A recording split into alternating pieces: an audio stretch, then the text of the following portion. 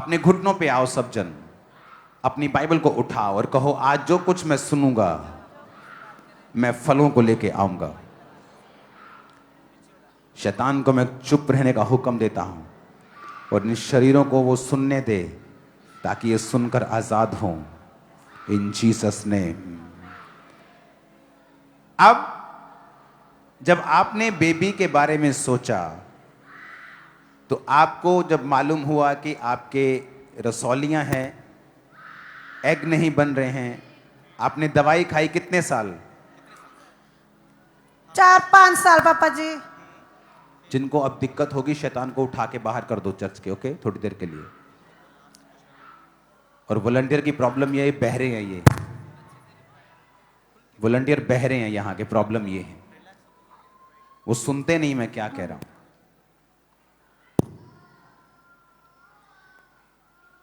आपने जब इलाज करवाया तो क्या हुआ उसके बाद? पापा जी कोई भी फर्क नहीं पैंदा पिया सी ते डॉक्टर कहंदे सी कि ये सब परमेश्वर दे हाथ विच है, असीं कुछ नहीं कर सकदे। ओके, 2010 में फिर आपने ऑपरेशन करवाया? जी पापा जी। ऑपरेशन के बाद क्या हुआ? ऑपरेशन तो बाद पापा जी मैं प्रेगनेंट हुई ते 2 महीनों की प्रेगनेंट सी ते उस तो बाद मेरा मिसकैरेज हो गया पापा जी। उसके बाद फिर क्या हुआ? उस तो बाद पापा जी मैं प्रेग्नेंट नहीं हो रही। अपोस्टल जब ये प्रेग्नेंट हुए थे तो इनको एक्टोपिक प्रेगनेंसी हुई थी जिसकी वजह से यूट्रस की जगह राइट। अब ध्यान से आप सुनना क्या हुआ था और प्रेगनेंसी क्या क्या होता है एक्टोपिक प्रेगनेंसी कि इनके ट्यूब में वो बेबी चला जाता है। जी पापा जी। यूट्रस की जगह। तो डॉक्टर ने उस यूट्रस जो यूट्यूब में बेबी चला गया उसको भी निकाल दिया, आपकी राइट फैलोपियन ट्यूब भी निकाल दी गई। जी पापा जी। आपका एक ऑपरेशन हुआ। जी। ऑपरेशन जब आपने करवाया और दोबारा कुछ मंथ बाद जब स्कैनिंग हुई वो रसौलियां फिर से वापस आ चुकी थी। जी पापा जी। प्रेगनेंसी फैलोपियन ट्यूब में चली गई, उसके बाद एक आपको फैलोपियन ट्यूब निकालनी पड़ी क्योंकि नहीं तो उसमें फिर जहर बन जाना था। जी पापा जी। उस इंसिडेंट के अगले 10 साल आप एक भी बार प्रेग्नेंट नहीं हुई। आपने दवाइयां खाई, आपका गर्भ बंद था, आप पूरी तरह से आपने लिखा ब्रेक हो गए थे, टूट गए थे। आपकी पैसा प्रॉपर्टी आप बोलते थे कि आप किसके लिए जमा कर रहे हो कि आपका कोई वंश जो है वो नहीं है। जी पापा जी। आप अपने हस्बैंड के पास पुर्तगाल में चले गए। जी पापा और जी। वहां आपने सेंट्रो साउदी लिस्बन एक हॉस्पिटल जो वहां का है आपने वहां दिखाया। जी पापा जी। डॉक्टर ने आपको क्लियरली कहा कि आप नेचुरली कभी भी कंसीव नहीं कर सकती। जी पापा जी। उसके बाद आप को जब जवाब मिल गया आपने उम्मीद को छोड़ा। आपके रिलेटिव ने आपको बताया मसीह के बारे में। जी पापा जी। आपने गवाहियां सुनी, आपका हस्बैंड विरोध करके बोलते थे कि तुम मेला देखने जाती है। जी पापा जी। हाँ जी। क्या बोलते थे आप? हाँ जी पापा जी, एक्चुअली मैं बॉर्न क्रिश्चियन हाँ और मेरी वाइफ नॉन ਬਿਲੀਵਰ ਸੀਗੀ ਤੇ ਮੈਨੂੰ ਇਹ ਲੱਗਦਾ ਸੀਗਾ ਕਿ ਕਿਉਂਕਿ ਮੈਂ ਬੌਰਨ ਕ੍ਰਿਸਚੀਅਨ ਹੋ ਕੇ ਮੈਨੂੰ ਪਤਾ ਹੀ ਚਰਚ ਮੋਸਟਲੀ 1-2 ਘੰਟੇ ਦੇ ਵਿੱਚ ਖਤਮ ਹੋ ਜਾਂਦਾ। ਉਸ ਟਾਈਮ ਮੈਂ ਫੋਰਨ ਦੇ ਵਿੱਚ ਸੀਗਾ ਤੇ ਕਿਸੇ ਸਾਡੇ ਰਿਸ਼ਤੇਦਾਰ ਨੇ ਮੇਰੀ ਵਾਈਫ ਨੂੰ ਦੱਸਿਆ ਕਿ ਖਾਂਬਰਾ ਦੇ ਵਿੱਚ ਇੱਕ ਚਰਚ ਆ, ਉੱਥੇ ਪਾਸਟਰ ਨਾ ਬਹੁਤ ਪਾਵਰਫੁਲ ਹੈ ਤੇ ਮੇਰੀ ਵਾਈਫ ਨੇ ਕੀ ਕੀਤਾ, ਉਹ ਸੁਣ ਕੇ ਕਹਿੰਦੀ ਕਿ ਮੈਂ ਉੱਥੇ ਜਾਣ ਲੱਗ ਪੈਣਾ। ਸੁਣੋ ਸੁਣੋ, ਹਾਂ ਇਹ 2012 ਦੇ ਵਿੱਚ ਜੀ ਉੱਥੋਂ ਗੁਰਦਾਸਪੁਰ ਤੋਂ ਕੋਈ ਬੱਸ ਆਉਂਦੀ ਸੀ, ਉਹਦੇ ਵਿੱਚ ਮਾਰਨਿੰਗ 4:30 ਵਜੇ ਬੈਠ ਕੇ ਆ ਜਾਂਦੀ ਸੀ ਤੇ ਸ਼ਾਮ ਨੂੰ ਫਿਰ 6-7 ਵਜੇ ਘਰ ਪਹੁੰਚਦੀ ਸੀ। ਔਰ ਮੈਨੂੰ ਲੱਗਦਾ ਸੀ ਕਿ ਮੈਂ ਕ੍ਰਿਸਚਨ ਆ, ਮੈਨੂੰ ਪਤਾ ਚਰਚ 1-2 ਘੰਟਿਆਂ ਦਾ ਹੁੰਦਾ, ਇਹ ਸਾਰੀ ਦਿਹਾੜੀ ਉੱਥੇ ਮੈਨੂੰ ਲੱਗਦਾ ਮੇਲਾ ਮੁੱਲਾ ਘੁੰਮ ਕੇ ਆ ਜਾਂਦੀ ਹੈ। ਤੇ ਮੈਂ ਇਹਦੇ ਨਾਲ ਬਹੁਤ ਗੁੱਸੇ ਹੁੰਦਾ ਸੀ ਕਿਉਂਕਿ ਉਹਨਾਂ ਟਾਈਮਾਂ ਦੇ ਵਿੱਚ WhatsApp ਕਾਲਾਂ ਵਗੈਰਾ ਨਹੀਂ ਹੁੰਦੀਆਂ ਸੀਗੀਆਂ, ਡਾਇਰੈਕਟ ਕਾਲ ਹੁੰਦੀਆਂ ਸੀ। ਜਦੋਂ ਇਹਨੇ ਕਹਿਣਾ ਕਿ ਮੈਂ ਅੱਜ ਚਰਚ ਜਾਣਾ, ਇਹਨੇ ਆਪਣਾ ਫੋਨ ਸਵਿਚ ਆਫ, ਇੱਥੇ ਆ ਕੇ ਇਹਨੇ ਖਾਂਬਰੇ ਦੇ ਵਿੱਚ ਪਾਪਾ ਜੀ ਇਹ ਡਿਊਟੀ ਲੈ ਲਈ ਸਟੈਂਡਿੰਗ ਦੇ ਵਿੱਚ। ਇਹਨੇ ਆਪਣੇ ਜਾਣੀ ਕਿ ਆਪਣਾ ਲਾਈਫ ਜਦੋਂ ਇਹਨੂੰ ਪਤਾ ਲੱਗਾ ਕਿ ਖਾਂਬਰੇ ਦੇ ਵਿੱਚ ਆ ਕੇ ਕਿ ਇੱਥੇ ਰੀਅਲੀ ਪਰਮੇਸ਼ਵਰ ਦੇ ਬਹੁਤ ਵੱਡੇ ਵੱਡੇ ਕੰਮ ਹੁੰਦੇ ਆ, ਇਹਦਾ ਵਿਸ਼ਵਾਸ ਵਧਣਾ ਸ਼ੁਰੂ ਹੋ ਗਿਆ।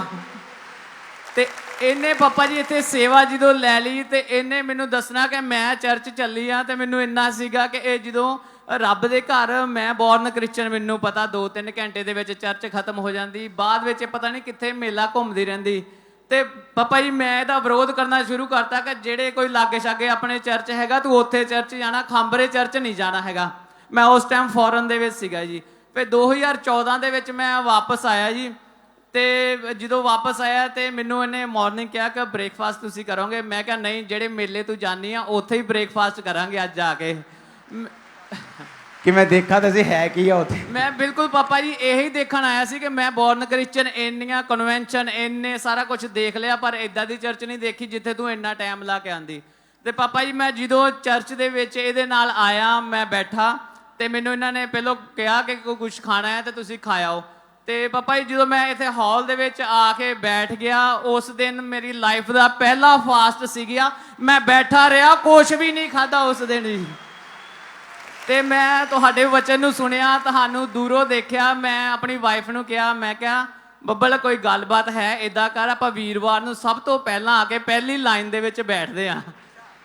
ਤੇ ਪਾਪਾ ਜੀ ਜਦੋਂ ਮੈਂ ਪਹਿਲੀ ਵਾਰ ਤੁਹਾਨੂੰ ਦੇਖਿਆ ਫਰੰਟ ਲਾਈਨ ਦੇ ਉੱਤੇ, ਪਾਪਾ ਜੀ ਮੇਰੀ ਲਾਈਫ ਦਾ ਉਹ ਇਦਾਂ ਦਾ ਪਲ ਸੀ ਕਿ ਮੇਰੀ ਜ਼ਿੰਦਗੀ ਦੇ ਵਿੱਚ ਸਭ ਕੁਝ ਮੈਂ ਭੁੱਲ ਚੁੱਕਾ ਸੀ। ਮੈਂ ਬੋਰਨ ਕ੍ਰਿਸਚਨ ਹੋ ਕੇ ਮੈਂ ਬਾਈਬਲ ਬਾਰੇ ਨਹੀਂ ਜਾਣਦਾ ਸੀ, ਕੁਝ ਮੈਨੂੰ ਵਚਨ ਬਾਰੇ ਨਹੀਂ ਪਤਾ ਸੀ। ਜਦੋਂ ਮੈਂ ਤੁਹਾਨੂੰ ਦੇਖਿਆ, ਤੁਹਾਨੂੰ ਫੋਲੋ ਕਰਨਾ ਸ਼ੁਰੂ ਕੀਤਾ, ਬਾਈਬਲ ਪੜ੍ਹਨੀ ਸ਼ੁਰੂ ਕੀਤੀ, ਵਾਈਫ ਦੇ ਨਾਲ ਪ੍ਰੇਅਰ ਕਰਨੀ ਸ਼ੁਰੂ ਕੀਤੀ, ਫਿਰ ਮੇਰੀ ਲਾਈਫ ਦੇ ਵਿੱਚ ਇਦਾਂ ਦੀ ਚੇਂਜਸ ਆਈ ਕਿ ਮੈਂ ਵਾਈਫ ਨੂੰ ਕਿਹਾ ਹੁਣ ਅਸੀਂ ਕੋਈ ਡਾਕਟਰ ਨਹੀਂ, ਕੋਈ ਮੈਡੀਸਨ ਨਹੀਂ ਖਾਣੀ, ਬਸ ਸਾਨੂੰ ਪਰਮੇਸ਼ਵਰ ਆ। ऑपरेशन हुए, फिर एक रॉन्ग प्रेगनेंसी हुई जिससे ट्यूब निकल गई, दवाइयाँ खाई, ऑपरेशन रसौली का करवाया, फिर वो दोबारा रसौलियाँ हो गई। तो मेडिकली ये केस फेल हो चुका था। मेडिकल में जाना बुरी बात नहीं है, लेकिन मेडिकली ओवरीज का ऑपरेशन, वो दोबारा मल्टीपल रसौलियाँ हुई, फेलोपियन ट्यूब का ऑपरेशन करके उसे निकाल दिया गया। उसके बाद आपने चर्च आना शुरू हुआ और फिर आप फॉरेन में चले गए। किस साल आप फॉरेन में गए थे? 2018 ਦੇ ਵਿੱਚ ਪਾਪਾ ਜੀ ਮੈਂ ਫੋਰਨ ਪੁਰਤਗਾਲ ਦੇ ਵਿੱਚ ਉਦੋਂ ਹੁਣ ਤੁਸੀਂ ਵੀ ਪਰਮੇਸ਼ਵਰ ਤੇ ਯਕੀਨ ਕਰਨ ਲੱਗ ਗਏ ਸੀਗੇ? ਹਾਂਜੀ ਪਾਪਾ ਜੀ, ਔਰ ਮੈਂ ਤੁਹਾਡੇ ਵਾਈਫ ਵੀ ਯਕੀਨ ਕਰਨ ਲੱਗ ਗਏ ਸੀ? ਬਿਲਕੁਲ ਜੀ। ਹਾਂਜੀ ਪਾਪਾ ਜੀ। ਤੁਸੀਂ ਲਿਖਿਆ ਅਕਤੂਬਰ 2023 ਦੇ ਵਿੱਚ ਤੁਹਾਨੂੰ ਇੱਕ ਡ੍ਰੀਮ ਆਇਆ ਸੀਗਾ। ਹਾਂਜੀ 2022 ਦੇ ਵਿੱਚ ਇਹ ਮੇਰੇ ਕੋਲ ਗਏ ਸੀ ਤੇ 23 ਦੇ ਵਿੱਚ ਉੱਥੇ ਪੁਰਤਗਾਲ ਦੇ ਵਿੱਚ ਨਾ ਬ੍ਰਾਂਚ ਓਪਨ ਹੋ ਗਈ ਸੀਗੀ ਤੇ ਅਸੀਂ ਉਸ ਬ੍ਰਾਂਚ ਦੇ ਨਾਲ ਜੁੜ ਗਏ। ਉੱਥੇ ਡੇਲੀ ਅਸੀਂ ਸੇਵਾ ਕਰਨੀ, ਜੋ ਵੀ ਸਾਡੀ ਸੇਵਾ ਉੱਥੇ ਲਾਈ ਜਾਣੀ। ਜਦੋਂ ਵੀ ਮੰਮਾ ਨੇ ਸੀਡ ਬਾਰੇ ਕਹਿਣਾ, ਅਸੀਂ ਆਪਣਾ ਬੈਸਟ ਸੀਡ ਪ੍ਰਭੂ ਦੀ ਹਜ਼ੂਰੀ ਦੇ ਵਿੱਚ ਉਸ ਬ੍ਰਾਂਚ ਦੇ ਵਿੱਚ ਵੀ ਪਾਉਣਾ। ਤੇ 2023 ਦੇ ਵਿੱਚ ਅਕਤੂਬਰ ਦੇ ਮਹੀਨੇ ਮੇਰੀ ਵਾਈਫ ਨੂੰ ਇੱਕ ਡ੍ਰੀਮ ਆਇਆ। ਉਹਦੇ ਵਿੱਚ ਪਾਪਾ ਜੀ ਤੁਸੀਂ ਲੇ ਹੈਂਡ ਕੀਤਾ। ਉਹ ਡ੍ਰੀਮ ਬਾਰੇ ਮੇਰੀ ਵਾਈਫ ਦੱਸ ਸਕਦੇ ਬੈਟਰ ਜੀ। ਪਾਪਾ ਜੀ ਮੈਨੂੰ ਅਕਤੂਬਰ ਨੂੰ ਡ੍ਰੀਮ ਆਇਆ ਕਿ ਤੁਸੀਂ ਮੇਰੇ ਸੁਪਨੇ 'ਚ ਆਏ ਤੇ ਤੁਸੀਂ ਫਰੰਟ ਤੋਂ ਆ ਰਹੇ ਸੀ ਤੇ ਮੈਂ ਤੁਹਾਡੇ ਸਾਹਮਣੇ, ਤੁਸੀਂ ਮੈਨੂੰ ਪੁੱਛਿਆ ਕਿ ਕੀ ਗੱਲ ਆ। ਮੈਂ ਤੁਹਾਡੇ ਕੋਲ ਰੋ ਪਈ। ਮੈਂ ਕਿਹਾ ਪਾਪਾ ਜੀ ਮੇਰੀ ਮੈਰਿਜ ਨੂੰ 16 ਸਾਲ ਹੋ ਗਏ, 17 ਸਾਲ, ਮੇਰੇ ਸਿਰਫ ਇੱਕ ਹੀ ਬੇਟੀ ਆ, ਮੇਰੇ ਬੇਬੀ ਨਹੀਂ ਆ। ਤੁਸੀਂ ਮੇਰੇ ਪੇਟ ਨੂੰ ਟੱਚ ਕੀਤਾ ਤੇ ਮੈਂ ਡਿੱਗ ਗਈ ਤੇ ਮੈਂ ਪੂਰੀ ਗਰਮੈਸ਼ ਨਾਲ ਪਾਪਾ ਜੀ ਭਰ ਗਈ। ਸੁਪਨੇ ਦੇ ਵਿੱਚ ਹੀ? ਹਾਂਜੀ ਪਾਪਾ ਜੀ। ਜਦੋਂ ਮੈਂ ਇੱਕਦਮ ਉੱਠੀ, ਮੈਂ ਕੰਬਲ ਲਾ ਕੇ ਸੁੱਟਤਾ, ਪੂਰੀ ਸਰਦੀ ਸੀ ਪਾਪਾ ਜੀ। ਔਰ ਉਹ ਅਸਲੀ 'ਚ ਵੀ ਹੋ ਰਿਹਾ ਸੀ ਜੀ ਪਾਪਾ ਜੀ। ਮੈਂ ਪੂਰੀ ਗਰਮੈਸ਼ ਨਾਲ ਭਰ ਗਈ ਤੇ ਉਸ ਤੋਂ ਬਾਅਦ ਪਾਪਾ ਜੀ ਮੈਂ ਪ੍ਰੈਗਨੈਂਟ ਹੋ ਗਈ। ਸੁਣੋ, ਜਦੋਂ ਤੁਸੀਂ ਸੁਪਨਾ ਦੇਖਿਆ ਉਸ ਤੋਂ ਬਾਅਦ ਦਸੰਬਰ 2023 ਦੇ ਵਿੱਚ ਇਟਲੀ 'ਚ ਕਰੂਸੇਡ ਸੀਗਾ। ਹਾਂਜੀ ਪਾਪਾ ਜੀ। ਔਰ ਤੁਸੀਂ ਉਸ ਕਰੂਸੇਡ ਦੇ ਵਿੱਚ ਤੁਸੀਂ ਸੀਗੇ ਮੌਜੂਦ। ਹਾਂਜੀ ਪਾਪਾ ਜੀ। 5 ਦਸੰਬਰ 2023 ਨੂੰ ਪਹਿਲੇ ਦਿਨ ਇਟਲੀ ਦੇ ਵਿੱਚ ਕਰੂਸੇਡ ਸੀਗਾ ਔਰ ਇਹ ਅਨਾਉਂਸਮੈਂਟ ਹੋਈ ਕਿ ਜਿਨ੍ਹਾਂ ਦੇ ਕੋਲ ਬੇਬੀ ਨਹੀਂ ਹੈ ਉਹ ਲੋਕ ਅੱਗੇ ਆ ਜਾਓ। ਹਾਂਜੀ ਪਾਪਾ ਜੀ। ਔਰ ਤੁਸੀਂ ਅੱਗੇ ਆਏ ਔਰ ਤੁਹਾਡੇ ਤੇ ਲੇ ਹੈਂਡ ਹੋਇਆ ਸੀ। ਹਾਂਜੀ ਪਾਪਾ ਜੀ। ਇਹ ਵੀਡੀਓ ਹੈਗੀ ਆਪਣੇ ਕੋਲ ਵਾਲੀ? ਓਕੇ, ਦੁਬਾਰਾ ਦੇਖਾਂਗੇ ਉਸ ਵੀਡੀਓ ਨੂੰ।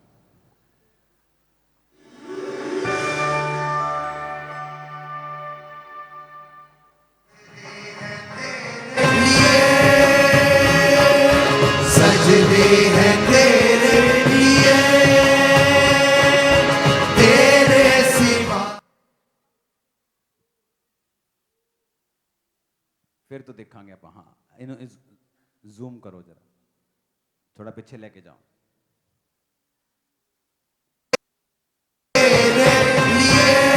ਤੋਂ सजदे। ਓਕੇ, ਇਹਨਾਂ ਨੂੰ ਅੱਧੀ ਸਕਰੀਨ ਤੇ ਰੱਖੋ। ਉਹ ਜਿਹੜੀ ਗਵਾਹੀ ਦੇ ਰਹੇ ਉਹ ਵੀ ਅੱਧੀ ਸਕਰੀਨ ਤੇ ਰੱਖੋ। ਜ਼ੂਮ ਕਰੋ ਸਿਸਟਰ ਨੂੰ ਰੀਅਲ ਦੇ ਵਿੱਚ। ਓਕੇ, ਜਦੋਂ ਤੁਸੀਂ ਦਸੰਬਰ ਦੇ ਵਿੱਚ ਤੁਹਾਨੂੰ ਸੁਪਨਾ ਆਇਆ ਸੀ ਅਕਤੂਬਰ 'ਚ, ਹਾਂਜੀ ਪਾਪਾ ਜੀ। ਦਸੰਬਰ 'ਚ ਤੁਹਾਡੇ ਤੇ ਲੇ ਹੈਂਡ ਹੋਇਆ ਹਾਂਜੀ ਪਾਪਾ ਜੀ। ਤੇ ਤੁਸੀਂ ਵਿਸ਼ਵਾਸ ਕੀਤਾ ਕਿ ਜੋ ਸੁਪਨਾ ਮੈਨੂੰ ਆਇਆ ਸੀ ਉਹ ਪੂਰਾ ਵੀ ਹੋ ਰਿਹਾ, ਹਾਂਜੀ ਪਾਪਾ ਜੀ। ਔਰ ਉਸ ਤੋਂ ਬਾਅਦ ਤੁਸੀਂ ਇੱਕ ਸਟੋਰੀ ਲਿਖੀ ਹੈ ਕਿ ਹਸਬੰਡ ਨੇ ਕੀ ਕੀਤਾ। ਹਸਬੰਡ ਦੱਸੋਗੇ ਤੁਹਾਡੇ ਕੀ ਕੀਤਾ ਤੁਸੀਂ?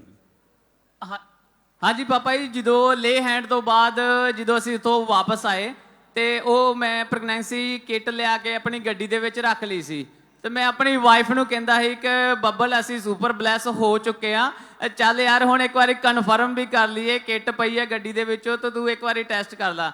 ਪਾਪਾ ਜੀ 16 ਸਾਲ ਤੋਂ ਜਿਹੜੀ ਇੰਨੇ ਸਾਲਾਂ ਤੋਂ ਇਹ ਨੈਗੇਟਿਵ ਰਿਪੋਰਟ ਦੇਖਦੀ ਆ ਰਹੀ ਸੀ, ਇਹ ਫਿਰ ਵੀ ਇਹਦੇ ਦਿਲ ਦੇ ਵਿੱਚ ਡਰ ਸੀ ਕਿ ਕਦੀ ਇਦਾਂ ਨਾ ਹੋ ਜਾਵੇ ਕਿ ਫਿਰ ਉਹ 2 ਲਾਈਨਾਂ ਦੀ ਜਗ੍ਹਾ 1 ਲਾਈਨ ਹੋਵੇ। ਪਾਪਾ ਜੀ ਜਦੋਂ ਹੀ ਇਹ ਸਟ੍ਰਿਕ ਮੈਂ ਇਹਨੂੰ ਕਹਿੰਦਾ ਹੀ ਰਹਿੰਦਾ ਸੀ, ਇਹਨੇ ਮੈਨੂੰ ਇੱਕ ਕਨਫਰਮ ਕਰਤਾ ਸੀ ਕਿ ਨਵੇਂ ਸਾਲ ਤੇ ਮੈਂ ਤੁਹਾਨੂੰ ਨਾ ਉਹ ਗਿਫਟ ਦਵਾਂਗੀ, ਜਿਹੜੀ ਆ ਸਾਡੀ ਰਿਪੋਰਟ ਆ ਉਹ ਨਿਊ ਈਅਰ ਦੇ ਵਿੱਚ ਦੱਸਾਂਗੀ। ਤੇ ਪਾਪਾ ਜੀ ਜਦੋਂ ਉਹ ਜਿਹੜੀ ਕਿੱਟ ਸੀਗੀ ਇਹਨੇ ਲਿਆ ਕੇ ਜਨਵਰੀ ਦੇ ਵਿੱਚ ਮੈਨੂੰ ਨਹੀਂ ਦੱਸਿਆ, ਔਰ ਮਾਰਨਿੰਗ ਨੂੰ ਜਦੋਂ ਜਾ ਕੇ ਉਸ ਕਿੱਟ ਦੇ ਵਿੱਚ ਟੈਸਟ ਕੀਤਾ ਤੇ ਉਹਦੇ ਵਿੱਚ ਜਦੋਂ 2 ਲਾਈਨਾਂ ਆਈਆਂ, ਪਾਪਾ ਜੀ ਤੁਸੀਂ ਬਲੀਵ ਕਰੋਗੇ ਕਿ ਸਾਡੀ ਲਾਈਫ ਦਾ ਬੈਸਟ ਪਲ ਸੀਗਾ ਉਹ ਲਾਈਫ ਦੇ ਵਿੱਚ। ਅਸੀਂ ਉਹ 2 ਲਾਈਨਾਂ ਨੂੰ ਦੇਖ ਕੇ ਇੰਨਾ ਖੁਸ਼ ਹੋਏ, ਸਾਡੀਆਂ ਅੱਖਾਂ ਦੇ ਵਿੱਚੋਂ ਅਥਰੂ ਨਹੀਂ ਰੁਕਦੇ ਪਏ ਸੀ। ਉਹ ਜਦੋਂ ਤੁਸੀਂ ਡਾਕਟਰ ਦੇ ਕੋਲ ਗਏ ਉਹ ਦੱਸੋ ਮੈਨੂੰ, ਮਜ਼ਾ ਆਉਂਦਾ। ਹਾਂਜੀ ਪਾਪਾ ਜੀ, ਜਿਹੜੇ ਡਾਕਟਰ ਕੋਲ ਅਸੀਂ ਪੁਰਤਗਾਲ ਦੇ ਵਿੱਚ ਵੀ ਟੈਸਟ ਕਰਾਇਆ ਸੀ, ਉਹਨੇ ਸਾਡੀਆਂ ਦੋਵਾਂ ਦੀਆਂ ਰਿਪੋਰਟਾਂ ਕੀਤੀਆਂ। ਰਿਪੋਰਟਾਂ ਦੇਖ ਕੇ ਮੇਰੇ ਵੱਲ ਸਿਰ ਜਿਹਾ ਮਾਰ ਕੇ ਪੁਰਤਗਾਲੀ ਤੇ ਇੰਗਲਿਸ਼ ਵਿੱਚ ਕਿਹਾ, ਮੈਨੂੰ ਵਾਈਫ ਨੂੰ ਉਹ ਸਮਝ ਨਹੀਂ ਆਈ, ਕਹਿੰਦਾ okay we will see if it will be going well then we will. ਉਹ ਮੈਂ ਕਿਹਾ ਜਾਣਦੇ ਅਸੀਂ ਸਾਰਾ ਕੁਝ ਬਲੈਸ ਹੋ ਕੇ ਆਏ ਆ, ਤੂੰ ਕਿਹੜੇ ਚੱਕਰਾਂ 'ਚ ਪਾਉਂਦੇ ਆ। ਕਿਉਂਕਿ ਤੁਸੀਂ ਲਿਖਿਆ ਕਿ ਉਹਦਾ ਜਿਹੜਾ ਡਾਕਟਰ ਦਾ ਖੁਦ ਹੈਰਾਨ ਸੀ, ਉਹਦਾ ਮੂੰਹ ਖੁੱਲੇ ਦਾ ਖੁੱਲਾ ਫਿਰ ਸੀਗਾ ਜਦੋਂ ਕਿ ਹਾਂਜੀ ਪਾਪਾ ਜੀ, ਜਦੋਂ ਉਹ ਪ੍ਰੈਗਨੈਂਸੀ ਤੋਂ ਕਿਟ ਤੋਂ ਸਾਨੂੰ ਕਨਫਰਮ ਹੋ ਗਿਆ ਕਿ 2 ਲਾਈਨਾਂ ਆ ਗਈਆਂ, ਮੇਰੀ ਵਾਈਫ ਪ੍ਰੈਗਨੈਂਟ ਹੋ ਚੁੱਕੀ ਆ, ਸਾਨੂੰ ਐਕਸਾਈਟਮੈਂਟ ਸੀਗੀ ਤੇ ਅਸੀਂ ਉਹ ਕਿਹਾ ਕਿ ਅਸੀਂ ਉਸ ਡਾਕਟਰ ਨੂੰ ਦੱਸ ਕੇ ਆਉਨੇ ਆ ਜਦੋਂ ਜਨਵਰੀ 'ਚ ਚੈੱਕ ਕੀਤਾ ਉਦੋਂ 2nd ਮੰਥ ਪ੍ਰੈਗਨੈਂਸੀ ਸੀਗੀ। ਹਾਂਜੀ ਪਾਪਾ ਜੀ। ਦਸੰਬਰ 'ਚ ਲੇ ਹੈਂਡ ਹੋਇਆ ਤੇ ਜਨਵਰੀ ਤੋਂ ਚੈੱਕ ਕੀਤਾ ਤੇ ਉਹ 1 ਮੰਥ ਤੁਸੀਂ ਪ੍ਰੈਗਨੈਂਟ ਸੀਗੇ। ਹਾਂਜੀ ਪਾਪਾ ਜੀ। ਜੋ ਡਾਕਟਰ ਦੇ ਕੋਲ ਗਏ ਉਹਨੇ ਸਕੈਨਿੰਗ ਕੀਤੀ। ਹਾਂਜੀ ਪਾਪਾ ਜੀ। ਕੀ ਕਿਹਾ ਉਹਨੇ ਫਿਰ? ਉਹ ਜਦੋਂ ਉਹਨੇ ਦੇਖਿਆ ਉਹਦਾ ਮੂੰਹ ਖੁੱਲਿਆ ਤੇ ਖੁੱਲਿਆ ਰਹਿ ਗਿਆ, ਉਹ ਕਹਿੰਦਾ ਸੀ ਕਿ ਜਿਹੜੀਆਂ ਮੈਂ ਰਿਪੋਰਟਾਂ ਕਰਵਾਉਣ ਨੂੰ ਕਿਹਾ ਸੀ ਉਹ ਵੀ ਨਹੀਂ ਤੁਸੀਂ ਕਰਵਾਈਆਂ, ਔਰ ਜਿਹੜਾ ਮੈਂ ਕਿਹਾ ਸੀ ਕਿ 50-50 ਚਾਂਸ ਆ, ਇਹ 50 ਨਹੀਂ ਇਹ 1000 ਪਲੱਸ ਚਾਂਸ ਹੋ ਗਏ। ਇਹ ਕਿੱਦਾਂ ਹੋਇਆ ਤੁਹਾਡੇ ਨਾਲ? ਤੇ ਪਾਪਾ ਜੀ ਫਿਰ ਉਸ ਰਿਪੋਰਟ ਨੂੰ ਲੈ ਕੇ ਜਦੋਂ ਸਾਡਾ ਬੇਬੀ 3-4 ਮਹੀਨਿਆਂ ਦਾ ਹੋ ਗਿਆ, ਲਿਆਓ ਬੇਬੀ ਲੈ ਕੇ ਆਓ, ਟਾਈਮ ਵੇਟ ਨਹੀਂ ਹੋ ਰਿਹਾ ਮੇਰੇ ਕੋਲ। ਇਹ ਬੇਬੀ ਬॉय ਹੈ गर्ल है? हाँ ਬੇਬੀ ਬੁਆਏ ਪਾਪਾ ਜੀ। ये मुंडा है? ਹਾਂਜੀ ਪਾਪਾ ਜੀ। हाँ, बड़े हीरो वाले वाल रखे पता ही नहीं चलता। और है ताकत, यूज कर दो आज।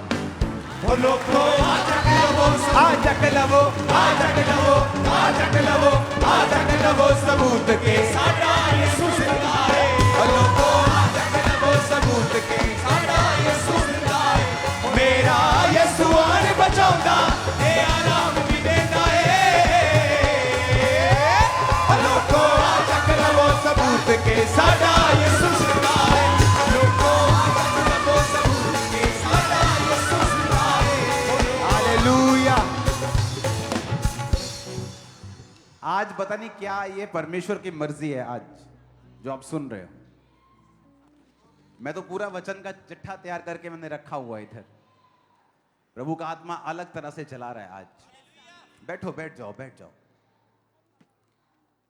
ये वो टेस्टमनी है जिसमें मेडिकल इन्वॉल्व है। आपके पास टेस्ट रिपोर्ट सभी पड़ी है ना? फाइलें फेंकी तो नहीं कि फेंक दी? नहीं पापा जी, घर पईयां जी। उनको कभी भी फेंकना नहीं, नहीं कभी भी जी। वो सबूत है, वो प्रूफ है हमारे पापा लिए। जी।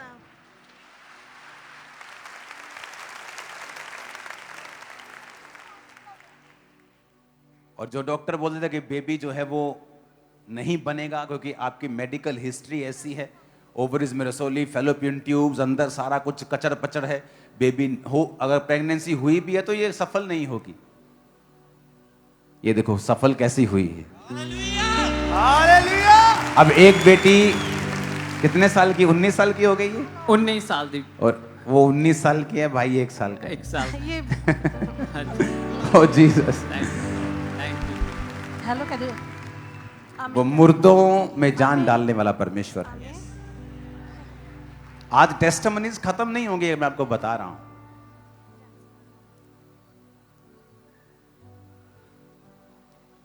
हर एक टेस्टिमनी को कभी भी इस तरह से ना सुनो कि प्रभु ने काम किया, इस तरह से सुनो कि प्रभु ने काम कैसे किया।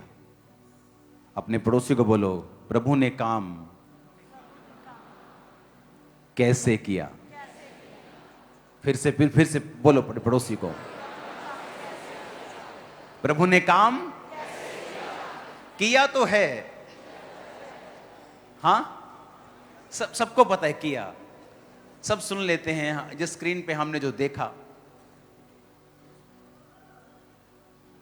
जो हम अपनी आंखों के सामने देख रहे हैं, चाहे वो बॉर्न क्रिश्चियंस क्यों ना हो, वो कहते कौन सी चर्च है जो 8 घंटे 6 घंटे 7 घंटे बंदगी करती है। आप तो 7 घंटे बंदगी करते हो, हमारी तो रात से शुरू हो जाती है, सैटरडे रात से प्लानिंग, सैटरडे रात से। कोई पास्टर्स के लिए सोच रहा है कि पास्टर्स इतने आ रहे हैं, कैसे बिठाना है, कहां बिठाना है। वो अपना प्लान करते हैं, इधर इतनी सीट एक्स्ट्रा कर दो, आप आज एक्स्ट्रा कर रहे हैं, इधर ऐड। रात, शनिवार रात आपको 7 घंटे ज्यादा लगते हैं। जितना आप ज्यादा लंबी मीटिंग करेंगे, बैठेंगे, उतना मसा आपको छुएगा।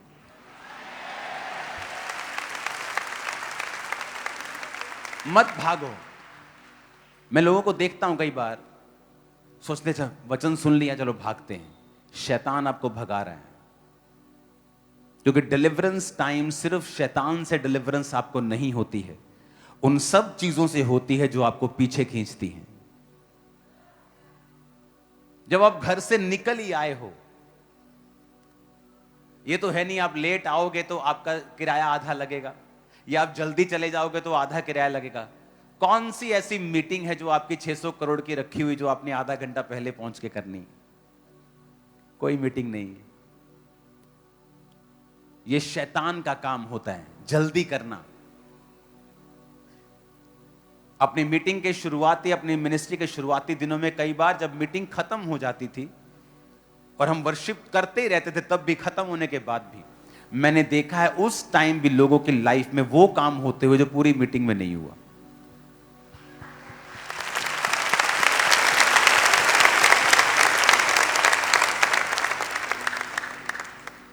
परमेश्वर की प्रेजेंस में टिकना जरूरी है।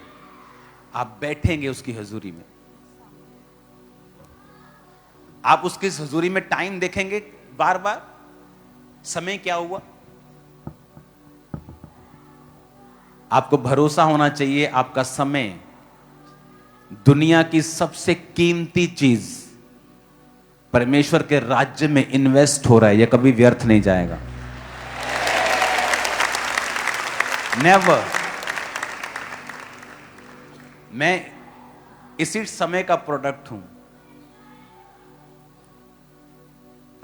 1 घंटे में मीटिंग कैसे हो सकती है? 1 घंटे में तो हमारा इंजन अभी गर्म होता है। डीजल इंजन गर्म होता है ना धीरे धीरे। हाँ, बड़ा इंजन टाइम लगता है। स्कूटरी सी तो फटाफट ड्रूम ड्रूम खत्म। बड़े इंजन तो शुरू। मेरा टाइल सैनिटरी का काम है, जिन भट्टियों में वो बनती है ना, 24 घंटे लगते हैं उसको गर्म होने में, फिर वो बंद नहीं होती। 24 घंटे साल के 365 दिन वो चलती हैं मशीनें। एक बार गर्म होने में 24 घंटे लगते हैं। 1-2 घंटे तो आपको खत्म करने में लग जाएंगे, जो आपने पूरा हफ्ता जरा खलारा पाया थी पूरा हफ्ता। हाँ, 1-2 घंटे तो उन्होंने खत्म करने से लगने। प्रभु एक मैनू माफ कर दे, इधर ही मैनू माफ कर दे, इधर ही मैनू माफ कर दे, अभी मैं गलत कर रहा हूं, अभी मैं गलत कर रही हूं। 1-2 घंटे तो उसी में निकल जाते हैं सेटिंग करने में, तब तक मीटिंग खत्म हो जाती। पहले आओ, वर्शिप करो, अपने आप को क्लीन करो। देखो परमेश्वर की प्रेजेंस में आपको मालूम होता है कि आपने क्या गलतियां की हैं। फिर आप उन गलतियों के लिए प्रभु की प्रेजेंस एक ऐसी चीज है जहां आपको फुली कन्विक्शन मिलती है कि नहीं, ये चीज सही है या ये चीज गलत है। और फिर आप जब 1-2 घंटे में पूरा क्लीन करते हैं अपने आप को और सेट होते हैं, फिर आप तैयार होते हैं, हाँ मुझे हर टेस्टिमनी सुननी है, मुझे हर वीडियो टेस्टिमनी सुननी है। अगर आप इंटरनेट पे भी हैं तो एक्स्ट्रा पैक डलवा के रखो। क्या 2-4-500 रुपए का पैक नहीं आता आजकल? इतने में आप बर्गर इतने के खा जाते हो कि मुझे ये यहां डाटा बचा लूं, ये टेस्टिमनी का डाटा छोड़ देते हैं, बाद में डाटा बचाते हैं, पापा के आने तक डाटा बचा लो। परमेश्वर के राज्य में कंप्लीट इन्वेस्ट करो अपनी लाइफ को, कंप्लीटली। रिजल्ट ऑसम होगा, अमेजिंग होगा। आमीन। अपोस्टल जी, एक बड़ी ही ग्रेट मिरेकल हुआ इस बहन की लाइफ just में। एक testimony हम यूपी से आए हैं स्पेशली, और फर्स्ट टाइम आए हैं। कहते हैं इनके गले में ना, ये फोन में है इनके, ये कैंसरस सिस्ट थी इस बच्ची के गले में, और अपोस्टल पिछले 6 महीने से थी, और लगातार यूपी में कहते सारे बड़े डॉक्टर्स को दिखाया, और उन्होंने बोला कि ये कैंसर का असर है और ये पूरे मुंह में, जबड़े में फैल जाएगा, जल्दी इसका उपचार मेडिकली करना पड़ेगा। कहते किसी ने इन्हें चर्च के बारे में बताया, और आज ये फर्स्ट टाइम बड़ी मीटिंग में आए, और कहते जैसे ही प्रार्थना को ग्रहण किया, मुंह खोले बेटी, इनका वो सारी कैंसर की जो रसौली थी ना, पूरी तरह से गायब हो चुकी है। ओह जीसस। अंदर से दिखाता लड़के।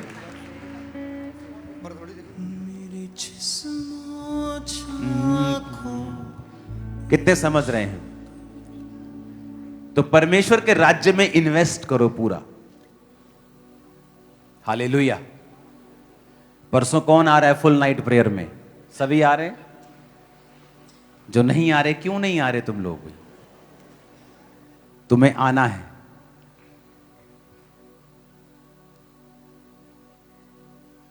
आपने यीशु मसीह को गतसमनी के बाग में प्रार्थना करते देखा। गतसमनी के बाग, उसका स्पिरिचुअल मीनिंग है ऑयल क्रश, एक ऐसा मशीन जो ऑयल को क्रश करता है। आपने कभी अपने जीवन को वो क्रश किया ही नहीं है। चर्च ने आजकल तो, जब ये चर्च ओपन हुई उससे पहले लोग मुझे बोलते थे कि इतनी लंबी मीटिंग है, कौन आएगा आपकी चर्च में, क्योंकि 2 घंटे में मीटिंग आपको खत्म करना चाहिए। और जब यहां पे हम बैठे रहते थे, जो बॉडी जो क्रश जब होती है, जब बॉडी को आप पूरी तरह से मिट्टी कर देते हैं परमेश्वर में, एक्चुअल में जो रियल अनॉइंटिंग है तब निकलनी शुरू होती। मैं आपको सच कह रहा हूं।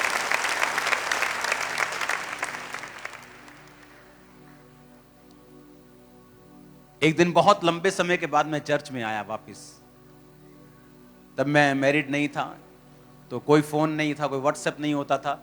मीटिंग के बाद अटेंड की, उसके बाद प्रेयर प्रेयर प्रेयर प्रेयर। और जब मैं वो वापस आया और जब मैं ले हैंड में प्रार्थना कर रहा था, आप इमेजिन करो 80% 90% लोग दुष्ट आत्माओं में मैनिफेस्ट हो रहे थे और आजाद हो रहे थे।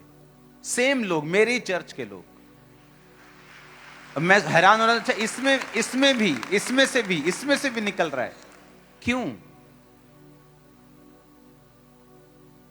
जब प्रार्थना हम करने के लिए जंगल में जाते थे, तो प्रार्थना जब होती थी, प्रेयर वर्शिप, रात को सोना नहीं होता था।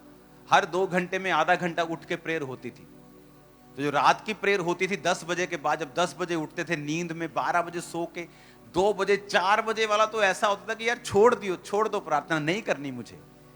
लेकिन सब एक दूसरे को जब देखते थे कि बेइज्जती हो गई, मैं नहीं कर रहा हूं, सब लड़के कर रहे हैं, तो सब एक दूसरे को देखो देखी सब उठते थे और सब प्रेयर करते थे।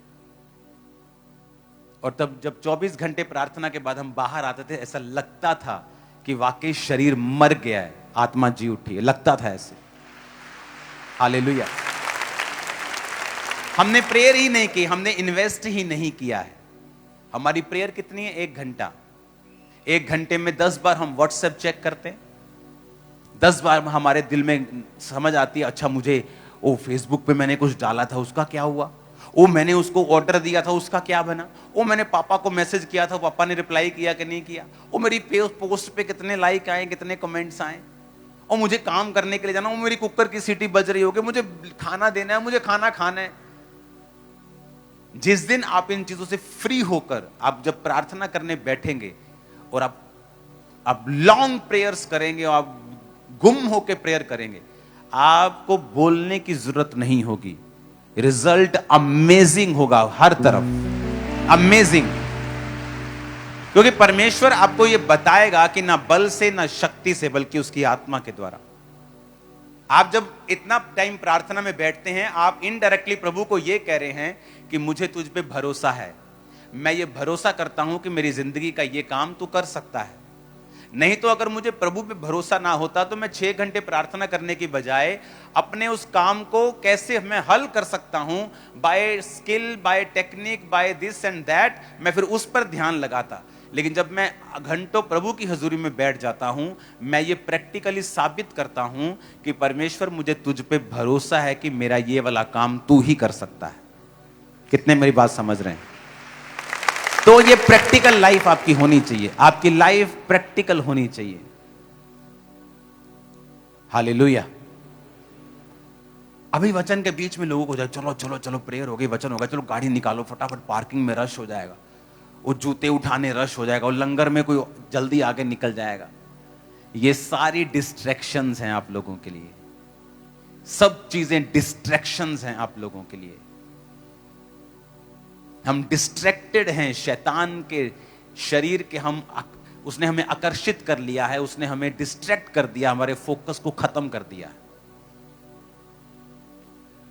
नहीं तो अगर मैं आपके जगह प्रार्थना में आता, मैं जहां बैठा मैं वहीं बैठता, हद से हद पानी की बोतल साथ ले आता, बस वहीं बैठता, आमीन के बाद भी 15-20 मिनट प्रार्थना करता।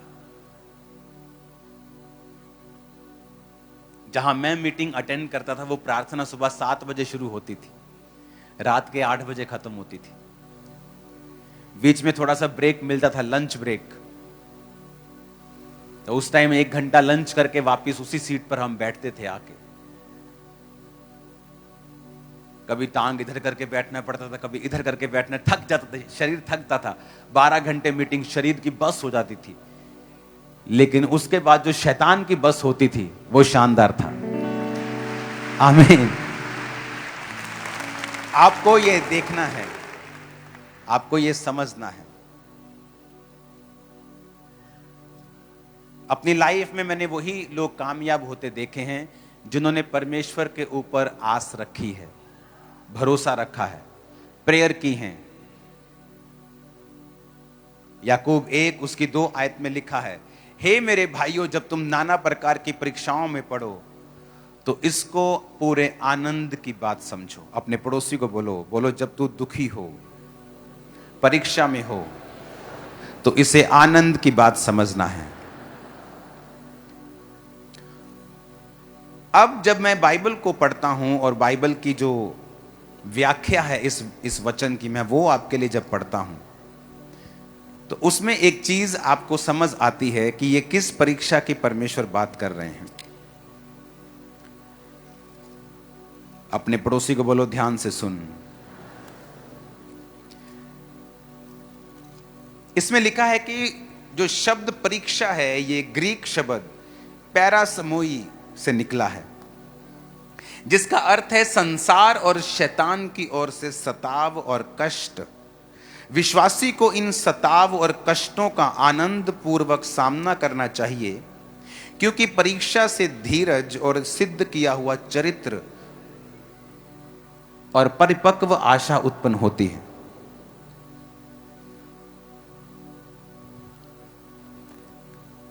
याकूब इन परीक्षाओं और कठिनाइयों को विश्वास का परखा जाना कहता है।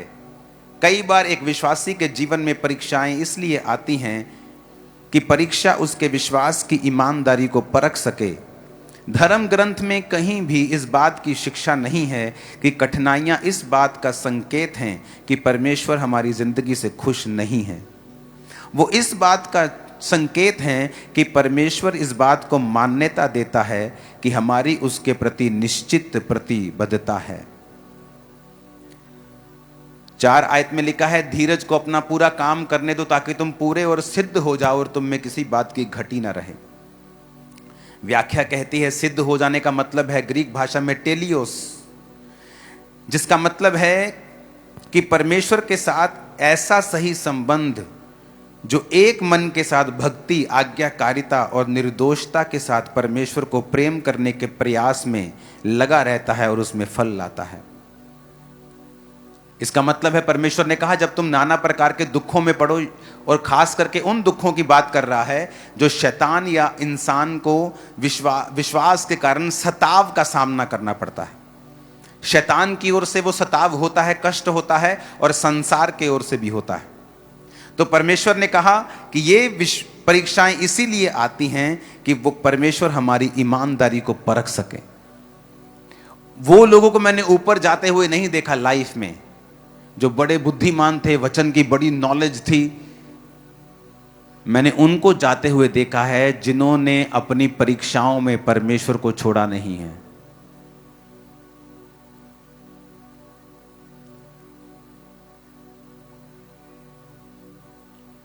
जिन्होंने प्रेम के साथ परमेश्वर को और प्यार करने में फल लाए हैं,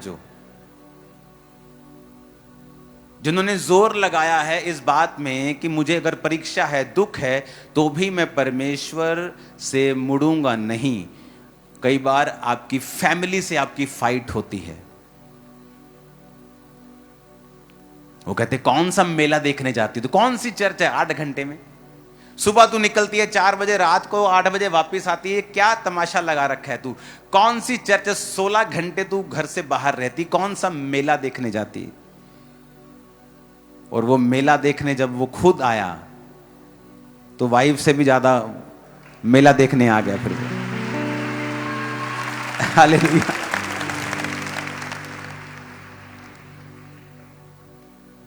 उसने कहा कि अगर तुम्हारे जीवन में सताव है और कष्ट है तो परमेश्वर तुम्हारी ईमानदारी को परख रहा है। मैंने देखा है वो लोगों ने परमेश्वर से बेहतर जीवन पाया है जिन्होंने अपने दुखों में परमेश्वर को छोड़ा नहीं। आपका विश्वासी, आपके परिवार में कोई विश्वास नहीं करता, आपकी उससे फाइट होती है। वो कहते हैं अगर तेरा परमेश्वर सच्चा है तो बीमार क्यों है तू, तेरी चर्च तो लोगों को हील करती है, तेरी चर्च तो लोगों को छुड़ाती है, तेरा परमेश्वर तो लोगों को आजाद करता है, फाइनेंशियली ब्लेस करता है, पर तू गरीब है, तू बीमार है, तू परीक्षाओं में गुजर रहा है, तेरा परमेश्वर कहां है। अब आप उस परीक्षा के कारण परमेश्वर से दूर होंगे या सब कुछ इग्नोर करके परमेश्वर को पहने रखेंगे, उसके पास रहेंगे। अगर आप ऐसे विश्वासी हैं तो ही आप चलेंगे, नहीं तो नहीं चलेंगे। सब बोलो आमीन। फिर उसने 13 आयत में लिखा जब किसी की परीक्षा हो वो ना कहे कि मेरी परीक्षा प्रभु की ओर से होती है। अब ये और बात कर रहा है, ये परीक्षा वो परीक्षा नहीं है जो शैतान के सताव के कारण आई। ये वो परीक्षा है जो विश्वासी अपनी ही अभिलाषा से खींचकर और फंसकर परीक्षा में पड़ता है। 15 आयत में लिखा फिर अभिलाषा गर्भवती होकर पाप को जनती है, पाप बढ़ जाता है तो मृत्यु को उत्पन्न करता है। हे मेरे प्रिय भाइयों, धोखा ना खाओ। ऐसा फिर नहीं है कि आप चोरी कर लें और आप कहें कि परमेश्वर मेरी परीक्षा कर रहा है। लिखा बुरी बातों से परमेश्वर आपकी परीक्षा नहीं करता है। इन चोरियों से, व्यभिचार से, इन चीजों से आपको बच के रहना है, क्योंकि वो परमेश्वर की ओर से परीक्षा नहीं है, वो शैतान चाहता है आप उसमें फंसें। लेकिन कहता जब सताव आएगा, जब परमेश्वर के नाम के कारण तुम्हारा विरोध होगा, जब तुम्हें अलग अलग बातें बोली जाएंगी, जब तुम्हारे विश्वास को परखा जाएगा, सही होने के बावजूद भी तुम्हारी जिंदगी में कोई दुख होगा, तब वो तुम्हारे जीवन में प्रूफ करेगा, जब तुम प्रभु में बने रहोगे, कि वाकई तुम्हारी ईमानदारी सच्ची है और तुम परमेश्वर के सच्चे भक्त हो, सच्चे बेटे और सच्ची बेटी हो। आमीन। तब मालूम नहीं होगा जब तुम हालेलुया बोलते हो, या तुमने एक भी संडे मिस नहीं किया है, या तुम टाइटर हो, ये तब मालूम होगा जब दुखों में भी तुमने परमेश्वर को छोड़ा नहीं है। यहां सेटल होता है केस कि तुम्हारी लाइफ में कुछ भी हो जाए, तुम्हारा स्टैंड वही है, तुम्हारा परमेश्वर वही है। तुम्हारी प्रार्थना कम नहीं हुई, तुम्हारा चर्च जाना कम नहीं हुआ, तुम्हारी फास्टिंग कम नहीं हुई, तुम्हारा प्रेम परमेश्वर के प्रति कम नहीं हुआ। तुम सिर्फ बड़ी बड़ी मीटिंग पे चर्च नहीं जाते हो, तुम हर संडे जाते हो। हालेलुया। उसने कहा यदि तुमको बुद्धि की घटी हो 5 आयत में, तो प्रभु से मांग जो बिना उलाहना दिए सबको उदारता से देता है। उसने क्यों बुद्धि की बात यहां पे की है? कहता बुद्धि का अर्थ है कि वो आत्मिक योग्यता जिसके द्वारा हम परमेश्वर के दृष्टिकोण से जीवन और उसके व्यवहार देख और मूल्यांकन कर सकते हैं। जिसका मतलब है कि बुद्धि यानी वो आत्मिक योग्यता, वो एबिलिटी, वो समझ जिससे हम परमेश्वर के दृष्टिकोण से कि परमेश्वर मेरे जीवन को जिसमें मैं अभी हूं किस तरह से देख रहा है। अगर मैं यूसुफ हूं और गड्ढे में हूं, यूसुफ तो अपने आप को गड्ढे में देख रहा है, लेकिन परमेश्वर का दृष्टिकोण यह है अब यह गड्ढे से मिस्र में जाएगा, वहां से जेल में जाएगा और जेल से प्रधानमंत्री की कुर्सी तक जाएगा। कहता अब तुम वो बुद्धि मांगो जिससे तुम परमेश्वर के दृष्टिकोण से, तुम परमेश्वर की निगाहों से अपने जीवन को मूल्यांकन कर सको, देख सको, उसको तोल सको कि मेरे जीवन में जो हो रहा है उसका आत्मिक मतलब क्या है। क्योंकि जो आपके जीवन में हो रहा है वो नॉर्मल नहीं है, वो चैलेंजिंग है। आपका फैमिली मेंबर सडनली उसकी कुछ होता है, उसको आप बोलते ओह ये मेरे साथ कैसे हो सकता है। सडनली कोई आपके साथ घटना होती है, ओह मेरे साथ ये कैसे हो सकता है। सडनली मेरे गोडाउन को जिसमें मैं रोज के लाखों रुपए कमाता था आग लगा दी किसी ने। आप शॉक में हो कि मैं पाप में नहीं हूं, मैं टाइदर से भी ज्यादा टाइथ देता हूं, मेरा 20% परमेश्वर में जाता है, मेरी प्रार्थना पूरी है, सब कुछ पूरा है, फिर मेरे साथ ऐसा कैसे हो सकता है। और तब आपको जरूरत पड़ेगी परमेश्वर के दृष्टिकोण से, उसकी निगाहों से अपने जीवन को मूल्यांकन यानी अपने जीवन को तोलने मोलने की कि ऐसा मेरी लाइफ में क्यों हो रहा है। कहता अगर तुम में वो बुद्धि की कमी है तो मांगो परमेश्वर से। अगर तुम वो बुद्धि मांगोगे तो परमेश्वर तुम्हें देगा कि प्रभु मुझे बुद्धि दे, मैं नहीं समझ पा रहा हूं कि मेरे जीवन में जो दुख हैं वो किस लिए हैं, मैं इन चीजों से क्यों गुजर रहा हूं, क्यों गुजर रही हूं। अगर वो मेरी गलती है तो मुझ पे जाहिर कर, अगर तेरी परीक्षा है तो वो भी मुझ पे जाहिर कर। तो परमेश्वर ने लिखा है कि वो तुमको बुद्धि देगा, क्योंकि वो सबको बिना ताना दिए उदारता से तुमको देता है। तुम्हें सडनली समझ आनी शुरू हो जाएगी कि मेरे जीवन में ऐसा क्यों हो रहा है, कि मेरे पास्टर की लाइफ में ऐसा हुआ था, उसका गोडाउन जल गया था। इस सेवकाई को शुरू करने से पहले मैं ऐसी भयंकर बीमारी से होकर गुजरा और मुझे मालूम भी नहीं था कि मैं कभी चल भी पाऊंगा या सेवा कर पाऊंगा कि नहीं। मसीह में आने के बाद, बपतिस्मा लेने के बाद, पवित्र आत्मा पाने के बाद ये सब कुछ हो रहा था। वेरी स्ट्रेंज, समझ से परे था, कोई साथ नहीं था। बहुत से मसीह लोग भी दुश्मन हो गए थे जब मालूम पड़ा था कि मैंने सेवकाई करनी है। घर वालों को बता नहीं सकता था, नया नया मसीह था, वो मुझसे लड़ते थे। ना दोस्त था, ना बाहर था, ना अंदर था, सब तरफ से ऐसा लगता था कि मैं अकेला पड़ गया हूं। और वो राइट टाइम था, क्योंकि उस समय मेरा कोई, आज वो सारे दोस्त जो मेरे पक्के दोस्त थे मेरी जिंदगी में वापस आ चुके हैं। पर आज अगर 2007 में वो होते तो उनका प्रभाव मुझ पे होता तो शायद मैं मसीह को ना पकड़ पाता। लेकिन आज जब वो वापस आए हैं तो मेरा प्रभाव 100% उन पे है, उनका 1% भी नहीं। ऐसा क्यों हुआ मेरे साथ 2007 में कि कोई मेरे पास नहीं है, ना घर, ना बाहर, ना दोस्त। जो थे वो भी दुश्मन बन गए कि अच्छा इसको अपनी सेवकाई शुरू कैसे करनी। और प्रभु ने कहा था मैं तुझे ये चर्च दूंगा। तो होता क्या था, जब शाम में मेरे पास कोई काम नहीं होता था, अपना बिजनेस कर लिया, अब ना कोई दोस्त है ना कोई कुछ, ने घर में मैं ऐसे काम करता जैसे मैनेजर आता है बाहर से, उसको कोई मतलब नहीं है, वो महीने बाद अपनी पॉकेट मनी लेता है, उसने क्या खाया है, कहाँ वो जाएगा शाम को, उसका हार्ट क्या है, उसका दिल क्या है, वो उदास क्यों है, कोई मतलब नहीं था किसी को। और वो समय होता था जब अकेला मैं होता था और अर्नियस मॉल जी के सॉन्ग होते थे और सॉन्ग्स होते थे जो शाम को 6 बजे मैं बैठता था, रात के 12 बजे उठता था। वो समय था जब परमेश्वर ने मुझे बनाया और मुझे वो बुद्धि दी कि तेरे साथ जो हो रहा है उसका एक आत्मिक रीजन है, कारण है। और उन दिनों का जो मसा था, आज आप वो दिनों का मसा देख रहे हो, वो दिनों का। आमीन। कई लोगों के पास बुद्धि नहीं होती है। एक औरत जब चर्च में आई तो उसका बेटा मर गया, बेटा जब मर गया तो बैक हो गई। वो जब बैक स्लाइड हो गई तो काफी साल बैक स्लाइड रही। बच्चे बड़े हो गए, उनकी जिंदगी में मुसीबतें आने लगी। जब बड़ी बड़ी मुसीबतें आने लगी तो फिर से जब खामरा चर्च खुली तो वो खामरा चर्च में आई और बोलती 31 साल पहले मैंने परमेश्वर को छोड़ दिया था। मैंने कहा छोड़ के कुछ बना? नहीं बना। मुसीबतें घटी? नहीं घटी। काश उस समय तूने परीक्षा में वफादारी दिखाई होती और आज तू किसी अच्छी जगह पे, पोजीशन पे स्टैंड कर रही होती। लेकिन फिर उसने परमेश्वर को जीवन दिया और परमेश्वर ने उसके लोगों को फिर छूना शुरू किया, उसकी फैमिली को छूना शुरू किया। लोग होते हैं जो एक इंसिडेंट, एक घटना के बाद परमेश्वर को छोड़ देते हैं। कोई 10 साल बाद वापस आता है, क्योंकि आना तो परमेश्वर के संग ही है। जब मालूम होता है कि परमेश्वर से हटने के बाद मुसीबतें कम नहीं होगी, शैतान आपको छोड़ के जाएगा नहीं, वो तो बढ़ेगा। अपने पड़ोसी को बोलो बुद्धि, आत्मिक बुद्धि, योग्यता, परमेश्वर की दृष्टि से सब कुछ देखने की। आमीन, आमीन।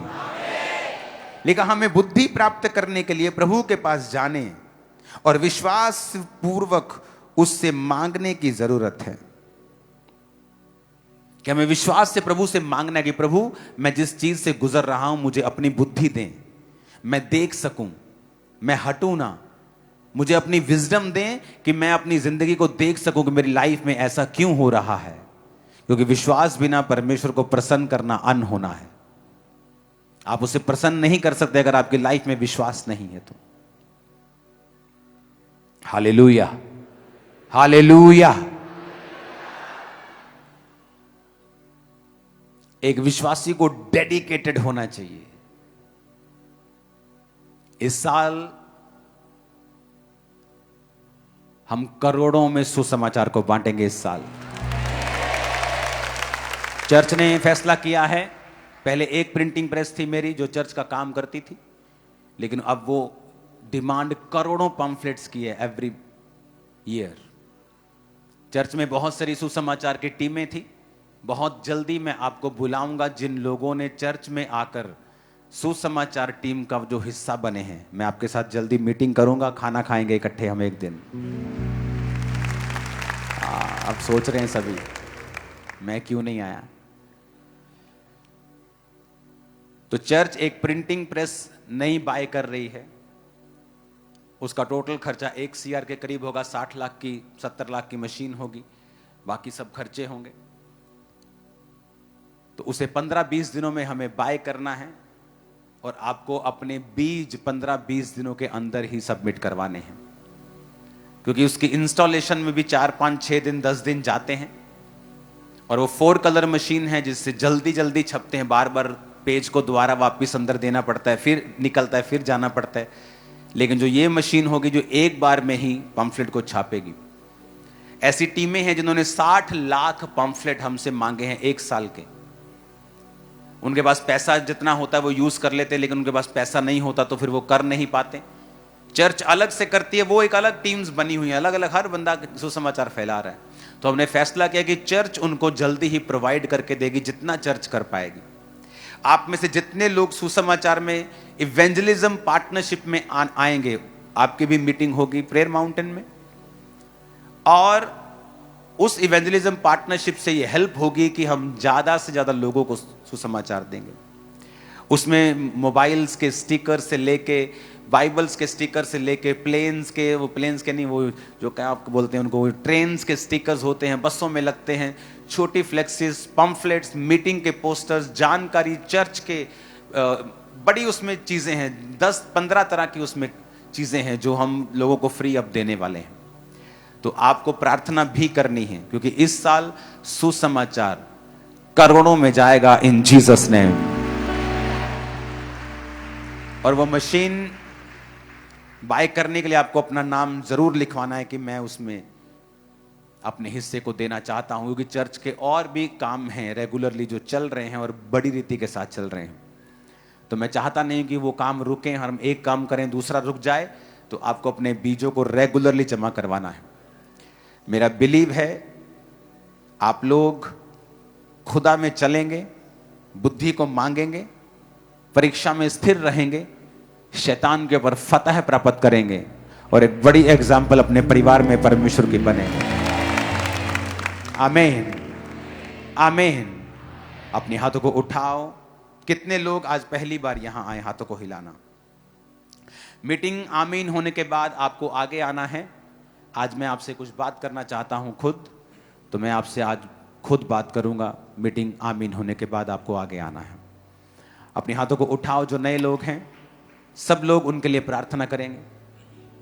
उनको बता दो कि परमेश्वर धर्म नहीं जीवन बदलता है, और आप किसी संस्था में नहीं आए जो धर्म बदलती है। आप उस जगह पे आए हो जहां हमारा सिर प्रभु यीशु मसीह, जो यीशु मसीह यहां का बॉस है, और हम उसके शरीर के अलग अलग अंग हैं। आप वहां आए हो जहां यीशु मसीह हमारा सिर है और हम उसके शरीर के अलग अलग अंग हैं। मैं इस परिवार में आपका स्वागत करता हूं। जो नए लोग आज आए हैं, खुदावंद उन्हें ब्लेस करे, उनकी दिक्कतों को, परेशानियों को दूर करे और अपना आप उन पर जाहिर करे। जो नए लोग हैं वो मीटिंग आमीन होने के बाद आगे आ जाएंगे और आपको एक एक गिफ्ट होगा और मैं आपसे पर्सनली आज बात करूंगा। अपने हाथों को उठाओ प्रभु भोज के साथ, अपने माथे से लगा लो प्रभु भोज को और खुदा से कहो, परमेश्वर आज मैं सारे गुनाहों की माफी मांगता हूं।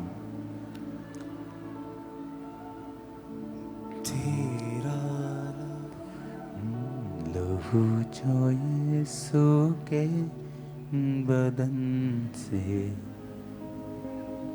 माथे से लगा प्रभु भोज को और कहो मैं माफी मांगता हूं, दोबारा ना दोहराने का वायदा करता हूं। माथे से लगाओ प्रभु भोज को।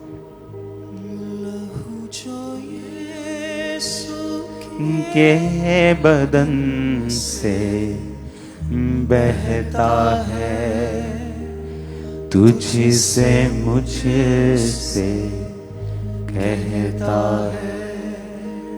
लहू जो यीशु के बदन से बहता है, तुझसे मुझसे कहता है। बाहा मैं तेरी शिफा को,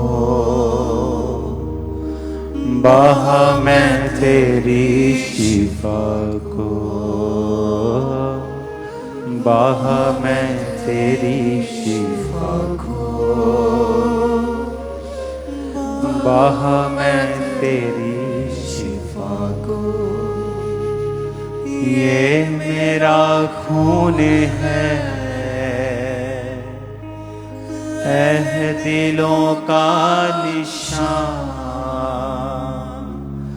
पियोगे जब इसे होगा जीवन नया, पियोगे जब इसे होगा जीवन नया। जहान के गुनाह जो आप उठाता है, तुझसे मुझसे कहता है। माथे से लगाओ खुदा बाप, तेरा शरीर आज हम लें, दोबारा किसी गलती को ना दोहराने का वायदा करके। और जितने इस शरीर को लें खुदाबंद, तेरा जीवन उनमें आए, तेरी चंगाई उनमें आए। इन जीसस नेम सब उसे लो।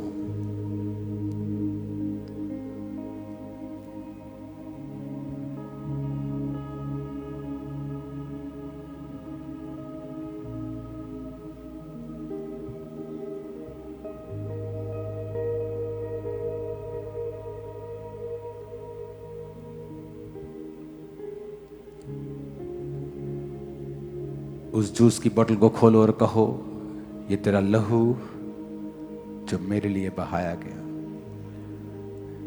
मैं इसे लेता हूं।